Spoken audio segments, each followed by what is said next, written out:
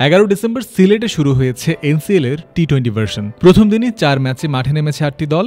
নিজেদের উদ্বোধনী ম্যাচে খুলনা বিভাগকে হারিয়ে শুভ সূচনা করেছে রাজশাহী বিভাগ। হাবিবুর রহমান সোহান, ফরহাদ রেজাদের নৈপুণ্যে জয় পাওয়া পদ্মাপাড়ের দলটিতে খেলার কথা ছিল ব্যাটার সাব্বির রহমানেরও। কদিন আগে নিজের ফেসবুক পেজে এক পোস্টের মাধ্যমে তিনি জানিয়েছিলেন এনসিএল টি20-র জন্যই চলছে তার প্রস্তুতি, কিন্তু টুর্নামেন্ট শুরুর দিনেই দেখা গেল ভিন্ন চিত্র। তার এনসিএল দল যখন খেলছে সিলেটে, একই দিনে সাব্বির খেলতে নেমেছেন লঙ্কা টি10 সুপার লিগে হাম্বানটোটা বাংলা টাইগার্সের হয়ে। অনেকটা আকস্মিকভাবেই এই টুর্নামেন্টে খেলতে গেছেন বাংলাদেশি এই ক্রিকেটার। আরেক বাংলাদেশি ব্যাটার সৌম্য সরকারকে ড্রাফট থেকে নিজেদের দলে নিয়েছিল বাংলা টাইগার্স, কিন্তু ওয়েস্ট ইন্ডিজের ন্যাশনাল টিমের খেলা থাকায় লঙ্কা টি10-এ খেলতে পারবেন না এই ব্যাটার। বিকল্প হিসেবে সাব্বিরের সাথে সরাসরি চুক্তি করেছে দলটি। লঙ্কা টি10-এ খেলতে যাওয়ার কথা মঙ্গলবার নিজের ফেসবুক পেজের এক পোস্টে জানিয়েছিলেন এই ডানহাতি ব্যাটার।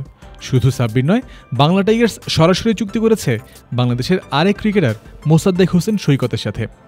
ওয়ালটনের পণ্য কিনে জিতে নিতে পারেন নগদ 20 লক্ষ টাকা। Double million offer! Walton fridge কিনে পেতে পারেন 20 লক্ষ টাকা। রয়েছে কোটি কোটি টাকার নিশ্চিত উপহার। টুর্নামেন্টে প্রথম ম্যাচে জাফনা টাইটান্সের বিপক্ষে খেলতে নামে হাম্বানটোটা। মোসাদ্দেক না থাকলেও দলটির একাদশে রাখা হয়েছিল সাব্বিরকে। যদিও টি10-এর শুরুটা ভালো হলো না এই বাংলাদেশি ক্রিকেটারের। টসে হেরে প্রথমে ব্যাট করতে নামে বাংলা টাইগার্স। ক্যাপ্টেন দাসুন সানাকা দারুণ শুরু এনে দেন। 17 বলে করেন 51 রান। দলীয় 78 রানে তৃতীয় উইকেট পড়লে ক্রিজে আসেন সাব্বির। তবে জ্বলে ওঠার আগেই নিভে যায় তার ব্যাট। 3 বলে 3 রান করার পর চতুর্থ বলে বোল্ড হয়ে যান তিনি। 10 ওভার শেষে তাদের মোট সংগ্রহ দাঁড়ায় 8 উইকেটে 106 রান।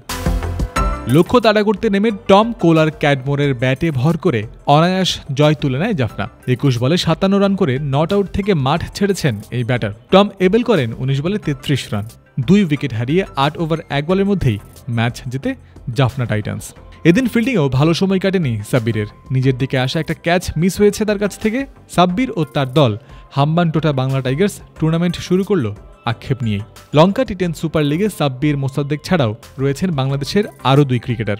সাকিব আল হাসান খেলছেন গল মার্বেলসের হয়ে, আর রনি তালুকদারের দল কলম্বো জাগুয়ার্স। 11 ডিসেম্বর শুরু হওয়া এই আসরে পর্দা নামবে 19 ডিসেম্বর। জয়ন্ত বিন্দু, ক্রিক ফ্রেন্সি।